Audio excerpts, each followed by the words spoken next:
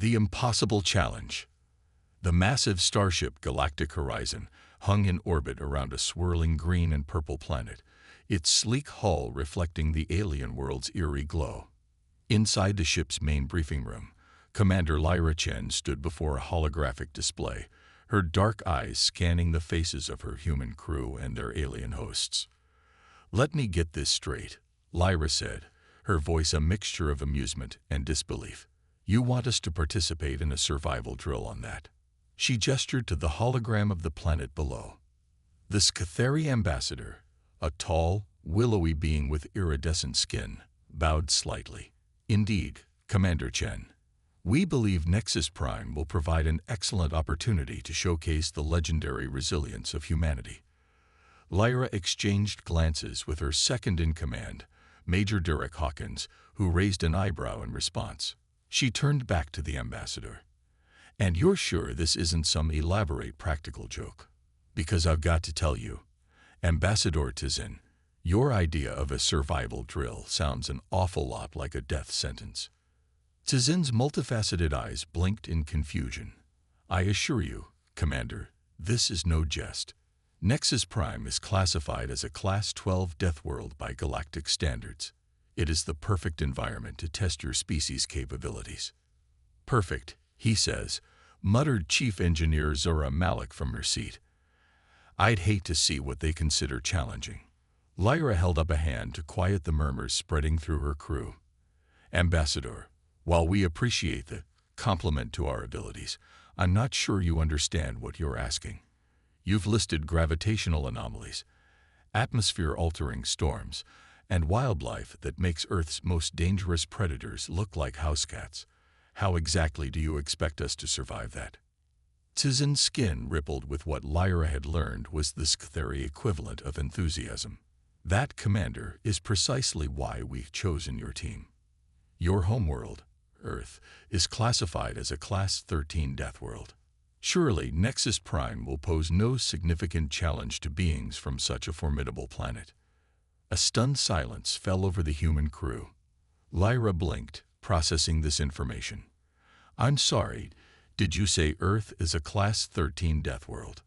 Higher than the planet you're sending us to?" "Indeed," Tizin exclaimed. "Your world's extreme temperature variations, high gravity, unpredictable weather patterns, and the sheer diversity of potentially lethal flora and fauna make it one of the most inhospitable planets in the known galaxy. Not to mention your species' inexplicable tendency to seek out danger for, what was the term? Fun." Lyra couldn't help but chuckle. "Well, when you put it that way, I suppose Nexus Prime doesn't sound so bad after all."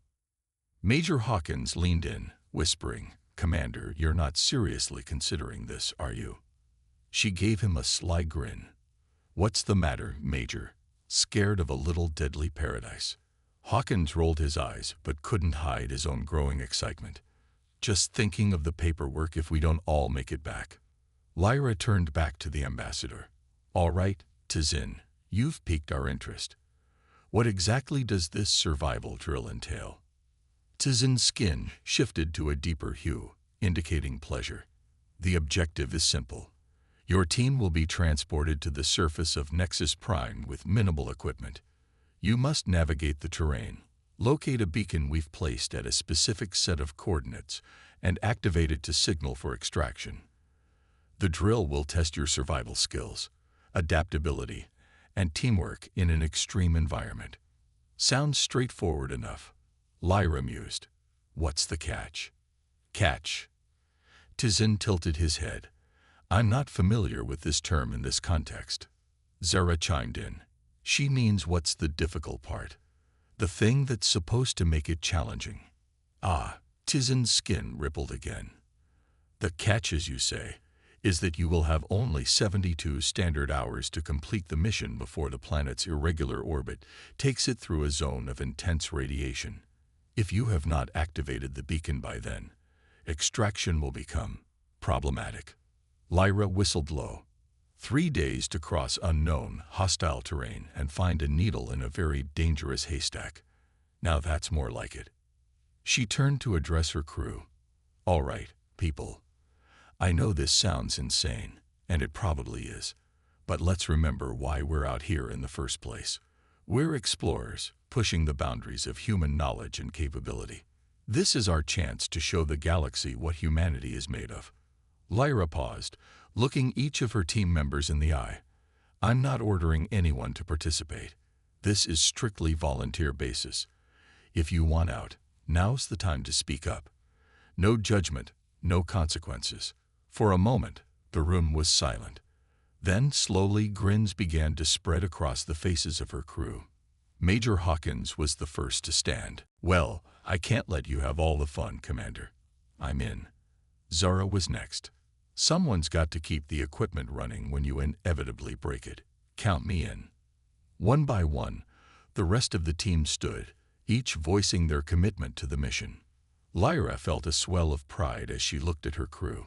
This was why she loved working with humans: their indomitable spirit, their drive to push limits, their ability to find excitement in the face of danger. All right then, Lyra said, her own grin widening. Let's show these aliens how Earth's Deathworlders handle a little survival training. Ambassador Tizin, we accept your challenge. Tizin's skin pulsed with a kaleidoscope of colors. Excellent. We shall begin preparations immediately. The galaxy eagerly awaits the results of this experiment. As the crew filed out to prepare, Lyra caught snippets of their conversations. Hey Zara, called out Lieutenant Ravi Shurish, the team's biologist. Want to bet on who finds the first impossibly lethal life form? Zara laughed. You're on. Loser buys drinks when we get back. If we get back, quipped Corporal Maria Santos, the security specialist. But hey, death by alien monster beats paperwork any day. Lyra shook her head, amused by her team's gallows humor. It was a coping mechanism, she knew, but it was also a testament to their resilience. Humans had a unique ability to find light in the darkest situations, to band together in the face of adversity. As the room emptied, Ambassador Tizin approached Lyra, his movements graceful despite his alien physiology. Commander Chen, I must confess, I find your species' reaction perplexing. You face potential death, yet you seem almost eager.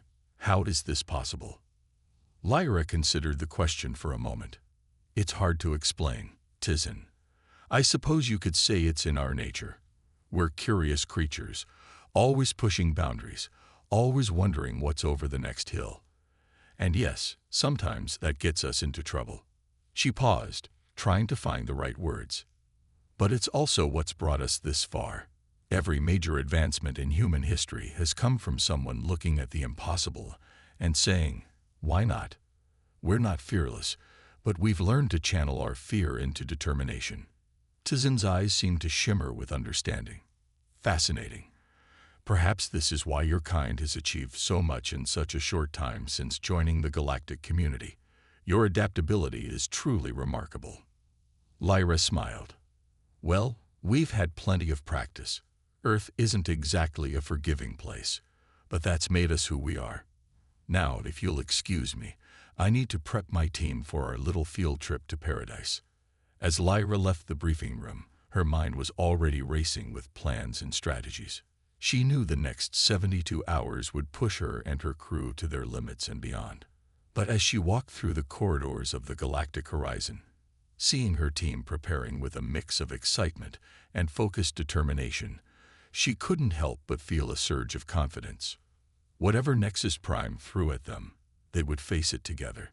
And who knew? Maybe they'd even have a little fun along the way. After all, that's what Deathworlders do best, adapting to the deadly paradise. The drop pod shuddered violently as it plummeted through Nexus Prime's turbulent atmosphere. Inside, Commander Lyra Chen and her team were strapped tightly into their seats, each lost in their own thoughts as they prepared for the challenge ahead. 30 seconds to impact. Major Hawkins called out over the roar of the pod's failing heat shields. Lyra did one last equipment check, making sure her survival pack was secure. Remember the plan, people. We stick together, assess our landing zone, and move out towards the beacon's coordinates. Keep your eyes open and your wits sharp. The pod slammed into the planet's surface with bone-jarring force. For a moment, everything was silent. Then, with a hiss of equalizing pressure, the pod's door blew open. Lyra was the first to step out, her eyes widening as she took in the alien landscape. Well, she breathed. They weren't kidding about this place. The sky above was a swirling mass of purple and green clouds, occasionally lit by flashes of what looked like lightning, but moved in impossible spirals. The ground beneath their feet was a patchwork of iridescent moss and crystalline structures that seemed to pulse with an inner light. In the distance, towering spires of rock twisted up towards the sky, defying gravity in ways that made Lyra's head hurt to look at them for too long. And everywhere, there was movement. In the air, on the ground, even seeming to come from within the crystalline formations themselves. "Wow," Zara whispered as she emerged from the pod. "It's beautiful.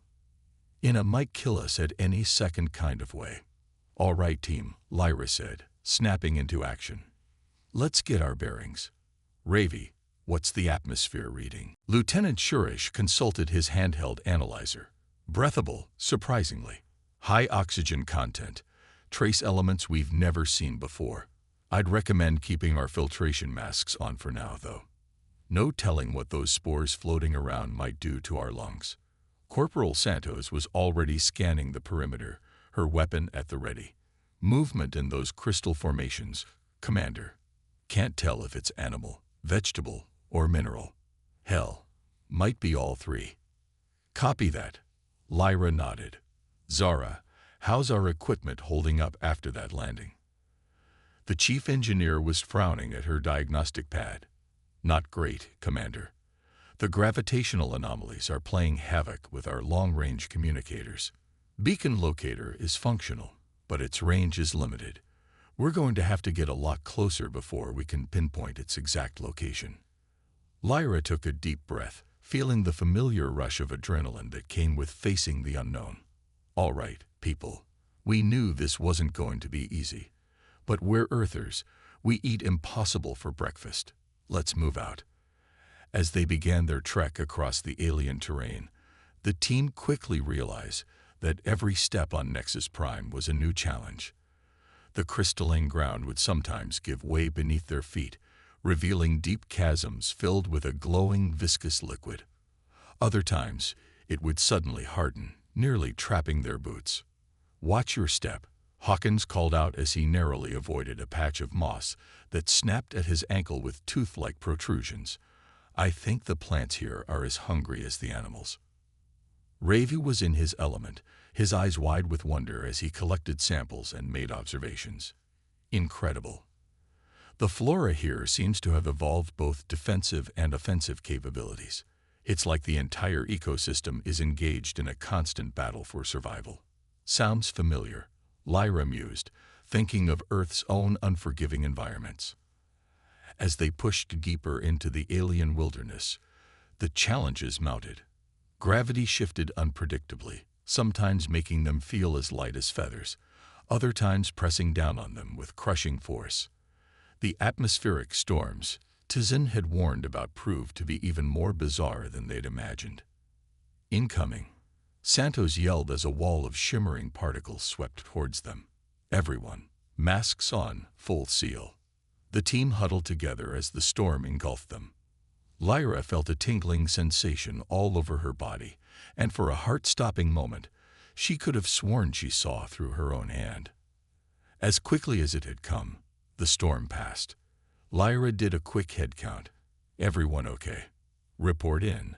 One by one, her team sounded off. They were shaken but unharmed. However, as Zara ran a scan of their equipment, her face fell. "Commander, that storm did a number on our tech. Beacon locator is offline. We're flying blind now." Lyra felt a moment of despair threaten to overtake her. Without the locator, their chances of finding the beacon in time dropped dramatically. But she quickly pushed the feeling aside. This was no time for doubt. "All right, new plan," she announced. "We know the general direction of the beacon. We keep moving, Use landmarks to navigate. Ravi, you said the oxygen content here is high, right? The biologist nodded. Yes, unusually so. Then we use that. The beacon's bound to have some kind of power source. In an oxygen-rich environment, it'll produce a heat signature we might be able to spot. Zara, can you rig our remaining sensors to detect temperature variations? Zara's eyes lit up. Already on it, Commander. It's not precise, but it might just work. As they continued their journey, the team's resilience was tested time and again. They faced creatures that defied description, floating predators that used gravitational fields to ensnare prey, plants that communicated through bioluminescent pulses, swarms of microscopic organisms that could strip flesh from bone in seconds. But with each challenge, the humans adapted. They used the crystalline structures as impromptu shelters during storms. They discovered that the bioluminescent plants could be used as natural compasses, always pulsing towards magnetic north. They even managed to turn some of the planet's dangers to their advantage, using the gravitational anomalies to leap across otherwise impassable chasms. As they set up camp for their first night on Nexus Prime, Lyra couldn't help but feel a sense of pride in her team. They had faced seemingly insurmountable odds and not only survived but thrived.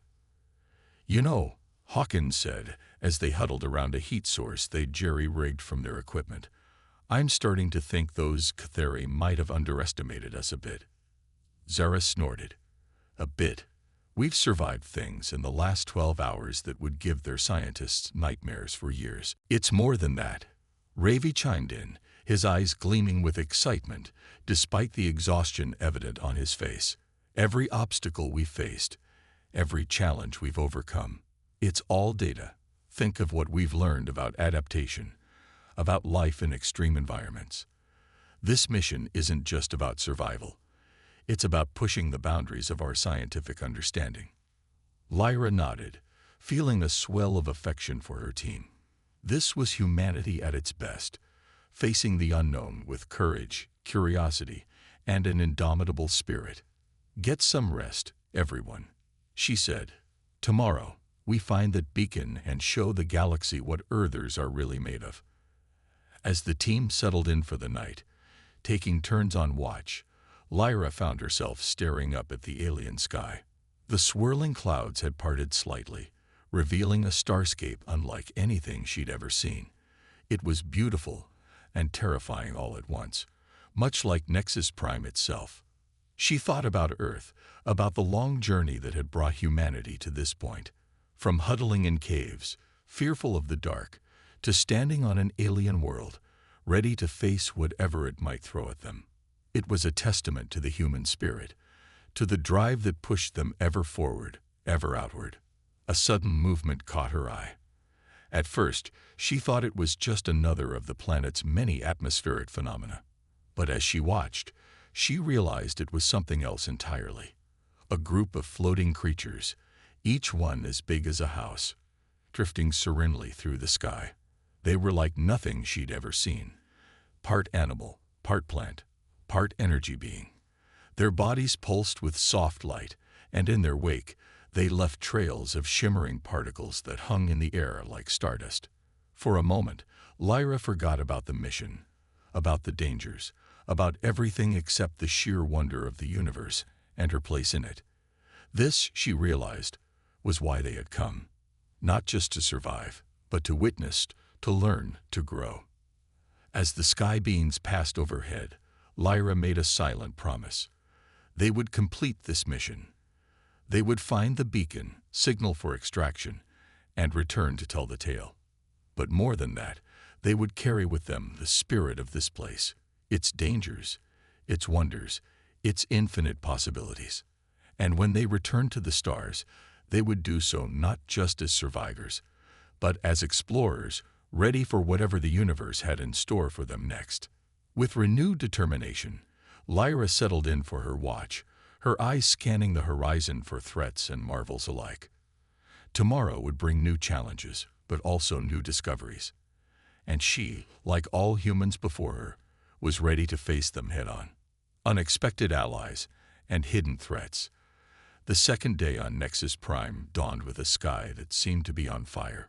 Rhythms of plasma danced between the clouds, creating a spectacular but terrifying light show. Commander Lyra Chen roused her team, each member looking simultaneously exhausted and exhilarated. "Rise and shine, folks," Lyra called out. "We've got a beacon to find, and only 48 hours left to do it." As the team packed up their makeshift camp, Zora approached Lyra with a concerned look. "Commander, I've been analyzing the data from our sensors. These plasma storms, they're getting worse. If this keeps up, it could interfere with the beacon's signal. Assuming we can even find it in this mess." Lyra frowned. "It was never easy, was it?" "Understood. We'll need to pick up the pace. Any luck on improving our detection capabilities?" Zara shook her head. "Not much, but I did notice something odd. There are patterns in the electromagnetic interference. It's subtle, but it's there. Almost like..." "Like what?" Lyra pressed. "Like code," Zora finished, her eyes lighting up with realization. "Commander, I think there might be something intelligent out there. Something trying to communicate." Before Lyra could respond, a shout from Santos drew their attention. "Contact. Multiple contacts. Closing fast." The team scrambled into defensive positions as a group of creatures emerged from the crystalline forest. They moved with startling speed, their bodies a shifting mass of what looked like liquid metal. "Hold your fire," Lyra ordered as the creatures approached. Something about their movement didn't seem aggressive. It was almost curious. As the beings drew closer, they began to change shape. Limbs formed, features emerged, until they stood before the humans in a form that was eerily familiar. "They're mimicking us," Ravi breathed, his scientific curiosity overriding his fear. The leader of the creatures, now shaped like a silver version of Lyra herself, stepped forward. Its mouth moved, and a sound emerged, garbled at first, but quickly resolving into recognizable speech. "Welcome, humans," it said, the words sounding strange from its metallic throat.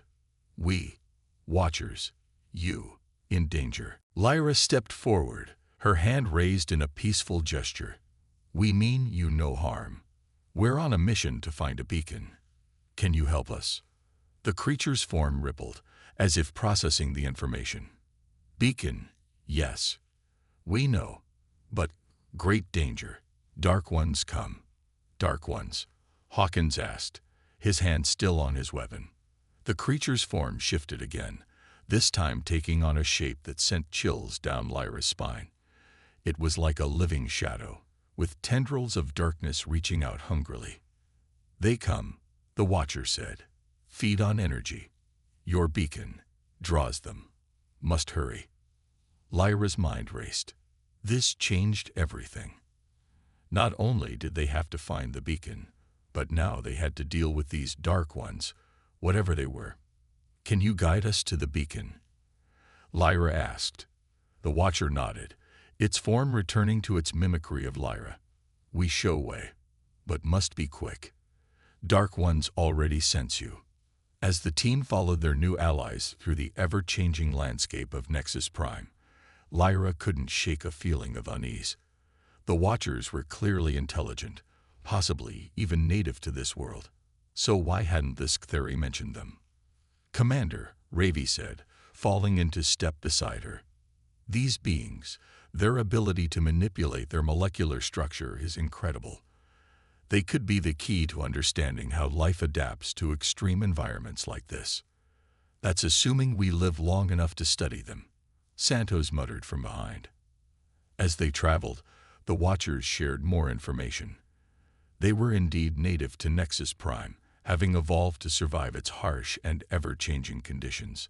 They spoke of the planet's history, of civilizations that had risen and fallen, of the constant battle against the Dark Ones, energy parasites that fed on any source of power they could find.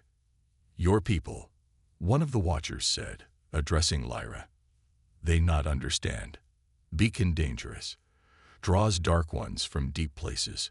Why didn't you remove it yourselves?" Hawkins asked. The Watcher's form rippled in what might have been a shrug. Not our way. We watch, we learn, we adapt, but not interfere. As they crested a hill, Lyra gasped. Before them lay a valley unlike anything they'd seen yet. The ground was a swirling vortex of colors, like an oil slick spread across the landscape.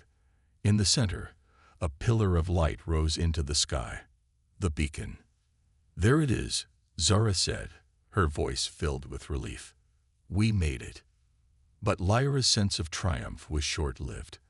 As they watched, dark shapes began to emerge from the ground around the beacon. The Dark Ones. Oh hell, Santos breathed. How are we supposed to get past those things? The Watchers began to shift nervously. Dark Ones strong here. Feed on beacon energy. Very dangerous. Lyra's mind raced. They were so close, but with these creatures guarding the beacon, reaching it seemed impossible. Then an idea struck her. Zara, she said, turning to her chief engineer. You said the electromagnetic interference had patterns, right? Like code. Zara nodded. Yeah, but I haven't been able to decipher it. Maybe you don't need to, Lyra said, a plan forming in her mind. What if we could use our own equipment to amplify that signal? Create a distraction. Zara's eyes lit up with understanding. A decoy. We could rig our long-range communicator to emit a similar energy signature to the beacon. It might draw the Dark Ones away. Do it, Lyra ordered. Then she turned to the Watchers. We're going to need your help. Can you get us close to the beacon while staying hidden from those creatures? The Watchers conferred among themselves, their bodies rippling and shifting. Finally, their leader turned back to Lyra. We help, but dangerous. May not return. Lyra nodded solemnly. We understand the risk. And we're grateful for your help. As Zara worked feverishly to modify their equipment, Lyra briefed the rest of the team on the plan. It was risky, with a million ways it could go wrong. But it was the only chance they had. Remember, she said, looking each of her team members in the eye. Whatever happens, we stick together. We've come too far to fail now. With the makeshift decoy ready, the teams split into two groups. Hawkins and Santos would deploy the decoy, hopefully drawing the Dark Ones away from the beacon. Meanwhile, Lyra, Zara, and Ravi, guided by the Watchers, would make a dash for the beacon itself. As they waited for the signal to move, Lyra found herself reflecting on their journey. They had faced unimaginable challenges, adapted to an environment that by all rights should have killed them in minutes. And now, they were about to take on creatures that seemed to defy the laws of physics themselves. But isn't that what humans did best? Defy expectations, push boundaries, achieve the impossible. A burst of static over their comms signaled that the decoy was active. In the valley below, they saw the dark shapes suddenly perk up, then begin to move away from the beacon, drawn by the new energy source. Now, Lyra hissed, and they were off. The Watchers' ability to blend in with the environment was nothing short of miraculous. They flowed over and around obstacles, their liquid metal forms adapting instantly to whatever they touched. The humans, despite their advanced gear, felt clumsy in comparison. As they neared the beacon, Lyra could feel the energy emanating from it. It made her skin tingle and her hair stand on end. The pillar of light seemed to pulse, almost as if it were alive. Hurry, one of the Watchers urged. Dark Ones not fooled for long. They reached the base of the beacon, and Zara immediately set to work. It's incredible, she muttered as her fingers flew over the alien controls. The technology. It's like nothing I've ever seen. Can you activate it? Lyra pressed, her eyes scanning the horizon for any sign of the Dark Ones returning. I think so, Zara said. But Commander, there's something else here. Some kind of data cache. It's massive. Lyra's heart raced. This was more than just a survival drill. They had stumbled onto something big, possibly the reason the Sktheri had sent them here in the first place. Download what you can, she ordered. But our primary mission is to activate the beacon. We can analyze the data once we're safe." A roar in the distance made them all freeze. The Dark Ones had realized they'd been tricked. "Zara," Lyra said, tension evident in her voice. "Almost there," the engineer replied, her fingers a blur over the controls. "Just a few more seconds." The ground began to tremble as the Dark Ones approached, their forms seeming to suck the very light out of the air around them. Come on," Lyra muttered, her hand on her weapon, though she knew it would be useless against these beings. Just as the first of the Dark Ones crested the hill, a pulse of energy erupted from the beacon. It washed over them in a wave of warmth, and for a moment, everything seemed to stand still. Then, with a sound like reality itself tearing, a portal opened above them. "That's our ride," Lyra shouted. "Everyone, move." As they scrambled towards the portal, Lyra turned to the Watchers. "Come with us," she urged. "We can help you study your world, find a way to stop the Dark Ones for good." The Watcher leader shook its head, its form rippling with what might have been sadness. "This our home, our purpose to watch, to learn. You go, tell your people of Nexus Prime. Of us, perhaps one day we meet again." With a final nod of gratitude, Lyra leaped into the portal, the cries of the Dark Ones echoing behind her. In a flash of light and a rush of disorientation, Lyra found herself back on the deck of the Galactic Horizon, surrounded by her team and a very surprised-looking group of Scatheri. As medical personnel rushed to attend to them, Ambassador Tizin approached, his skin cycling through a range of colors that Lyra interpreted as shock, awe, and perhaps a touch of fear. "Impossible," the ambassador breathed. "You've done the impossible." Lyra, exhausted but triumphant, managed a weary smile. "With all due respect, Ambassador, you really should have done your homework. For humans, the impossible is just another Tuesday." As her team was led away for medical checks and debriefing, Lyra couldn't help but feel a sense of pride. They had survived, yes, but more than that, they had discovered, learned, and grown. They had faced the unknown and come out stronger for it. And as she looked out at the stars beyond the ship's viewport, Lyra knew that this was just the beginning. The galaxy was vast, full of wonders and dangers alike. But humanity was ready to explore, to adapt, to push the boundaries of what was possible. After all, that's what Deathworlders do best. The race against time.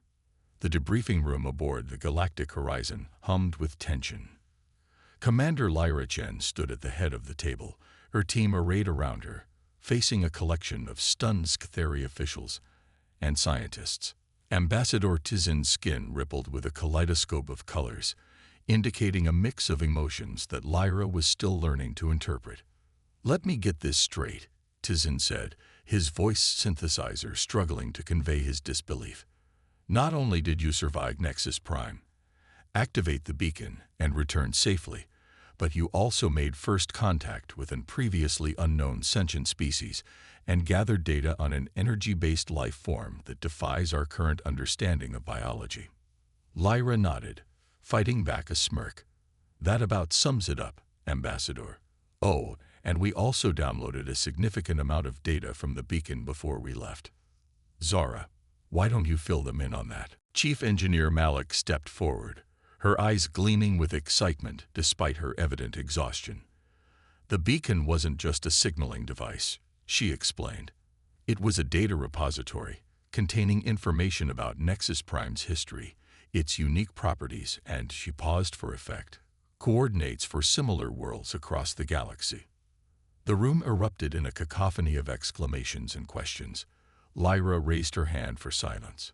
"There's more," she said, her tone growing serious. "The data also contained warnings. The Dark Ones we encountered, they're not unique to Nexus Prime. They're a galactic-level threat, drawn to high-energy sources across space. And they're spreading." The mood in the room shifted instantly from excitement to concern. Ambassador Tizin's skin paled to an ashen gray. This changes everything," he said softly. The Galactic Federation must be informed immediately. Agreed. Lyra nodded. But there's a complication. The data is encrypted in a way we've never seen before. Zara thinks it's tied to the unique electromagnetic properties of Nexus Prime itself. To fully decrypt and understand the information, we need to go back. A stunned silence fell over the room. It was Major Hawkins who broke it, letting out a low whistle.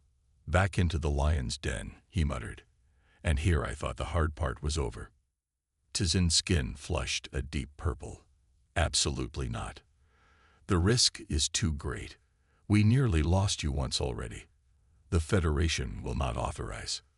"With all due respect, Ambassador," Lyra interrupted, her voice firm, "you don't have a choice.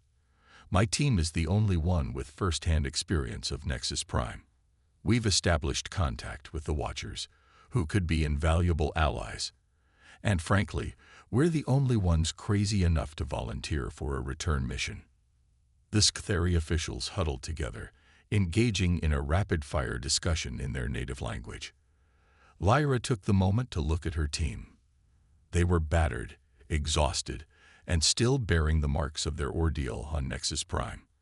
But in their eyes, she saw the same fire, the same determination that had gotten them through their first mission.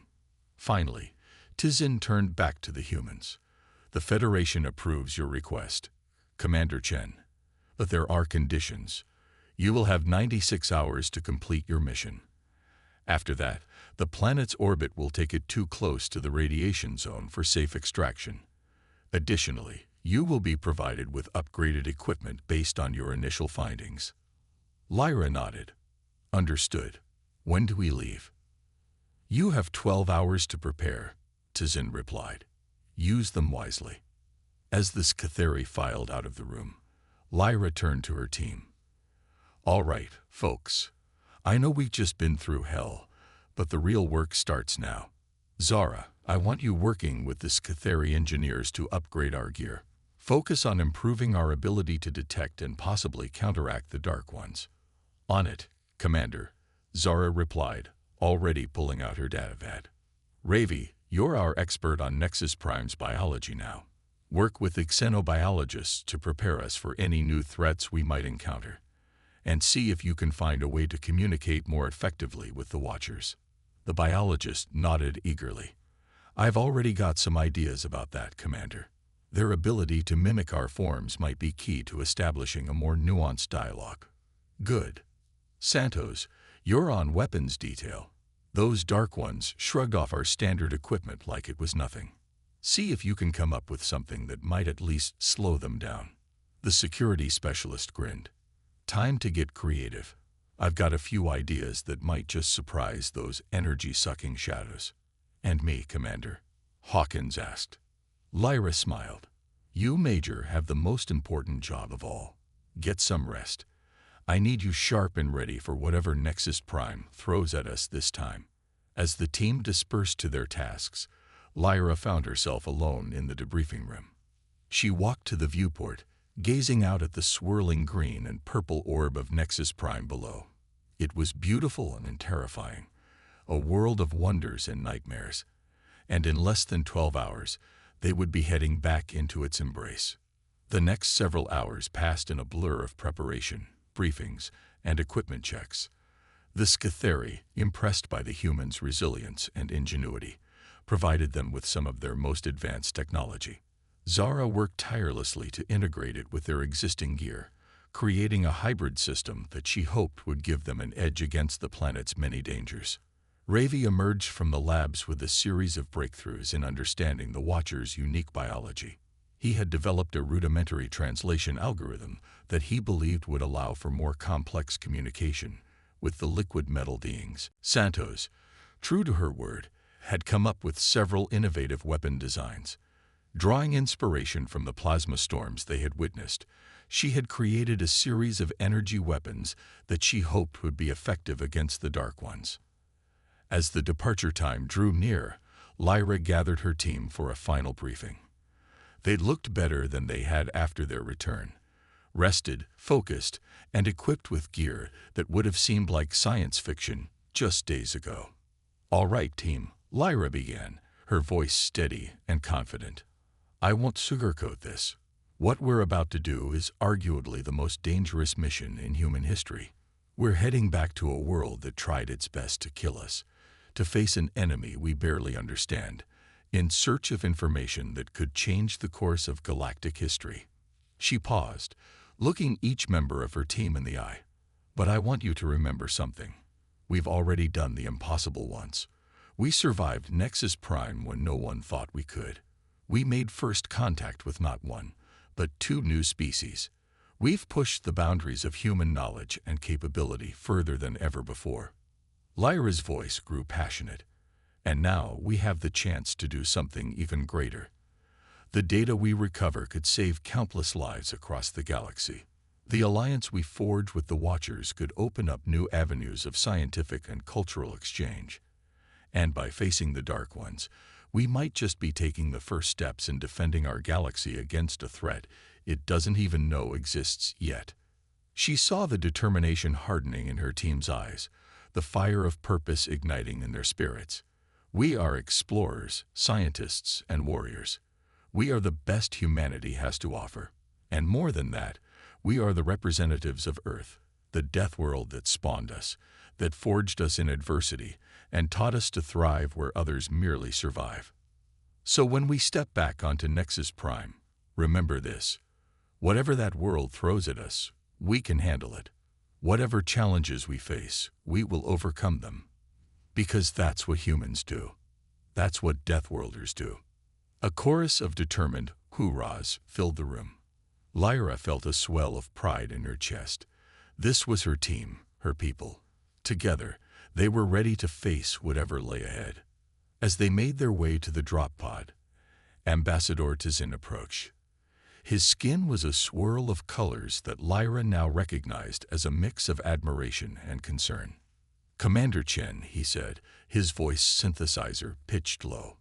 I must confess something. When we first proposed this mission, we did not fully understand the nature of your species. We thought we were sending you to certain doom, a sacrifice to gather data on one of the most hostile worlds we had ever encountered." Lyra raised an eyebrow, but let the ambassador continue. "But you have shown us something extraordinary. Your adaptability, your resilience, your sheer determination to not just survive, but to thrive in the face of impossible odds. It is unlike anything we have ever seen."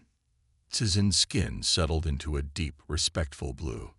"Whatever happens on this mission, know that you and your team have already changed the galaxy's perception of humanity. You have earned not just our respect, but our awe."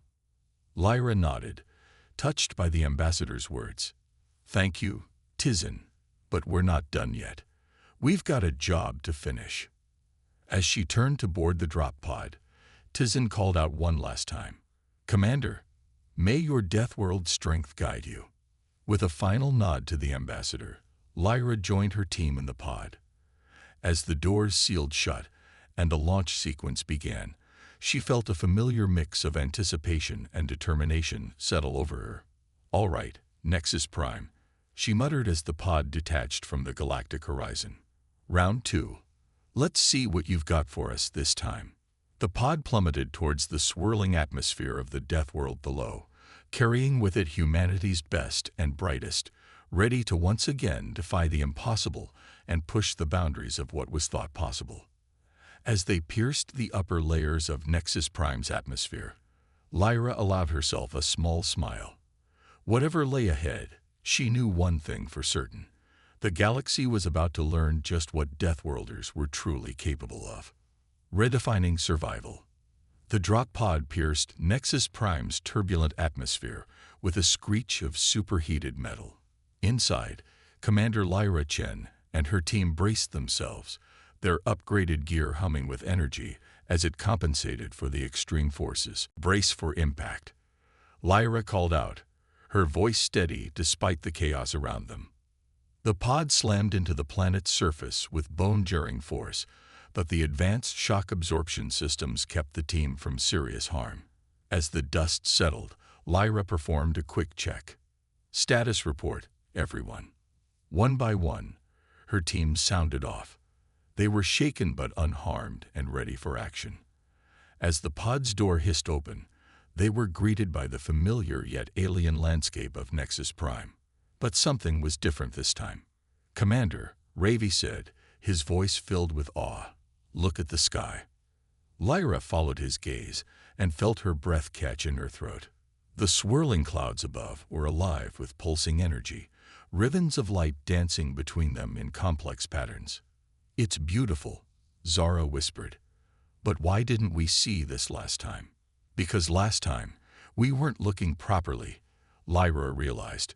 She activated her new sensor suite, and suddenly the world around them came alive with information. "This Catheri upgrades. They're allowing us to see energy patterns we couldn't before." As if on cue, a group of familiar silver shapes emerged from the crystalline structures nearby. The Watchers had found them. Ravi stepped forward, activating the translation algorithm he had developed. "Greetings, friends," he said, his words translated into a series of rippling patterns across the Watchers' liquid metal forms. "We have returned, as promised." The lead Watcher's form shifted, taking on a rough approximation of Ravi's features. "Humans, return. Danger, grows. Dark ones, multiply." Lyra felt a chill run down her spine. "Can you take us to the beacon? We need to access its data to understand the threat." The Watchers conferred among themselves, their bodies rippling with what seemed like agitation. Finally, the leader turned back to the humans. "Beacon, gone. Dark ones, consume. But we, show way. To heart." "The heart?" Hawkins questioned. "The heart of what?" "Of Nexus Prime itself," Lyra breathed, understanding dawning. The beacon was just a surface access point. The real data cache must be deeper within the planet. As they set off, guided by the Watchers, the team quickly realized that their previous visit had barely scratched the surface of Nexus Prime's wonders and terrors. With their enhanced sensors, they could now see the intricate web of energy that pulsed through every crystal, every strange plant, every shifting gravitational anomaly. "It's all connected," Zora marveled as they navigated through a field of floating boulders. "The entire planet is like one massive living computer." Their journey was far from easy. The Dark Ones, seemingly more numerous and aggressive than before, harried them at every turn. But the team's new equipment proved its worth. Santo's energy weapons were able to disperse the shadowy creatures, if only temporarily. As they delved deeper into the planet's mysteries, Lyra couldn't shake the feeling that they were being tested. Each challenge seemed designed to push them to their limits, to force them to use every ounce of their ingenuity and adaptability. "Commander," Hawkins called out during a brief respite, "I've been thinking. This planet, these tests, what if it's all deliberate?" Lyra raised an eyebrow. "What do you mean?" "Well, look at it this way. A planet that seems designed to kill becomes a crucible for evolution. Species that survive here would have to be incredibly adaptable, resilient. What if that's the point?" Before Lyra could respond, the ground beneath them began to tremble. A chasm opened up, revealing a spiraling pathway that led deep into the planet's core. "The heart," one of the Watchers said. "Below, but Dark Ones. Guard." Lyra steeled herself. "Then that's where we're going. Team, this is it. Whatever we find down there could change everything. Are you ready?"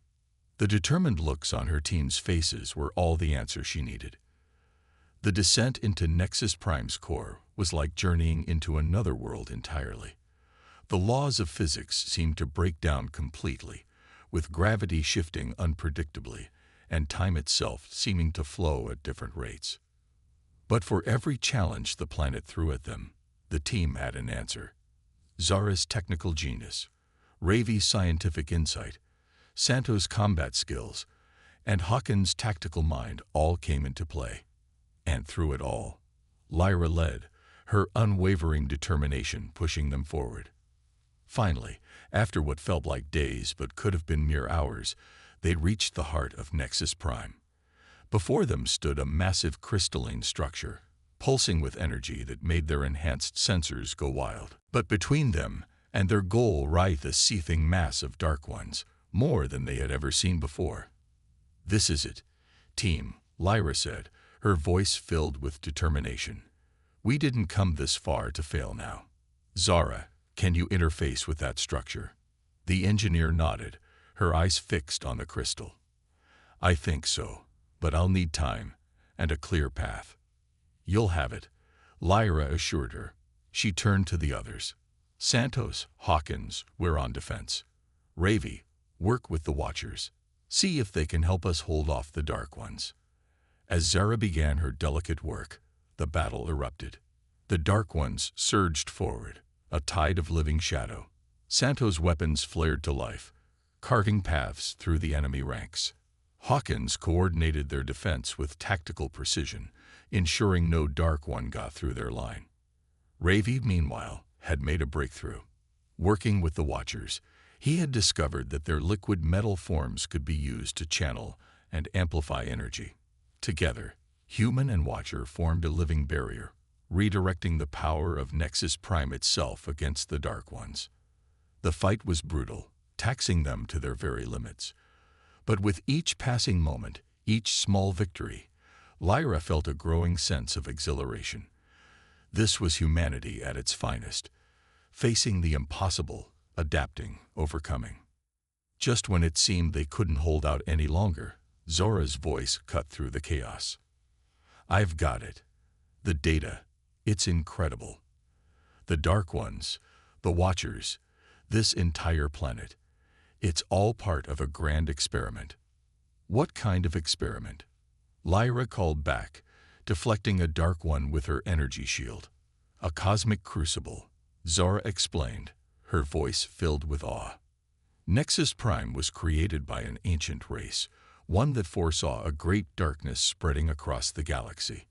They built this world and others like it to breed the ultimate adapters, species that could survive anything, that could evolve rapidly to face any threat. The revelation hit Lyra like a physical force. "And we just passed the test," she breathed. As if responding to her words, the crystalline structure began to pulse with blinding light. The Dark Ones recoiled, their shadowy forms dissipating like smoke in the wind. A voice, ancient and powerful, resonated through their minds. "Adapters found. Crucible complete. The seeds of resilience are sown. Face the coming darkness with courage, for you have proven yourselves worthy guardians of life."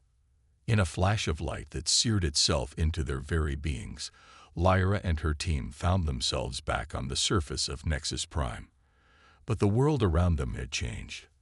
The chaotic energy had calmed, the constant dangers replaced by a sense of serene power. The Watchers approached, their forms more defined now, more purposeful. "You have awakened the heart," their leader said, its voice clear and strong. "Nexus Prime is transformed, and so are we. The Dark Ones are gone, banished by the light of evolution." Lyra looked at her team, seeing the same mix of exhaustion and exhilaration on their faces that she felt herself.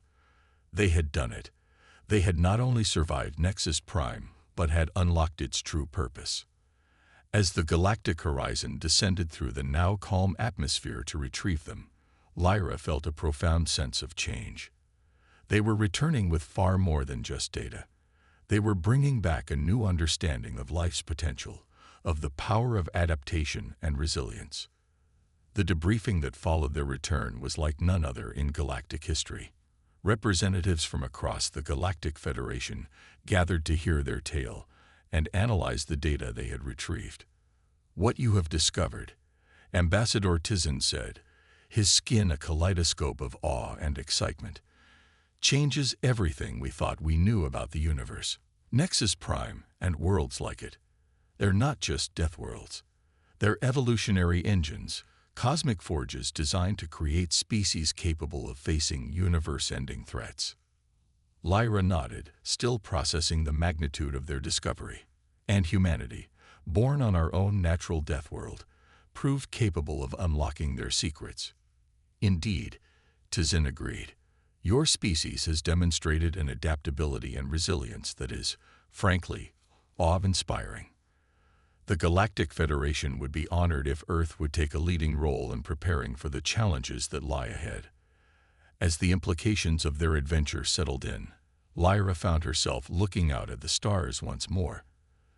The galaxy suddenly seemed bigger, filled with both greater dangers and greater possibilities than they had ever imagined. But she also felt a sense of readiness, of purpose. Humanity had evolved on a world that had constantly tried to kill them, and they had thrived. They had faced the crucible of Nexus Prime and emerged victorious. Whatever the universe had in store for them next, they would face it head-on. Because that's what humans did. That's what Deathworlders did. They adapted. They survived. They thrived. And now, with the secrets of Nexus Prime unlocked and the power of cosmic evolution at their fingertips, they were ready to redefine what survival meant on a galactic scale.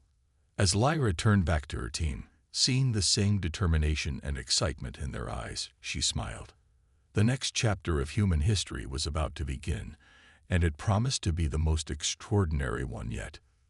"Well, team," she said, her voice filled with anticipation, "it looks like we got a galaxy to prepare. Shall we get to work?" Their enthusiastic response was all the answer she needed. The Deathworlders were ready to take on the universe, and the universe had better be ready for them.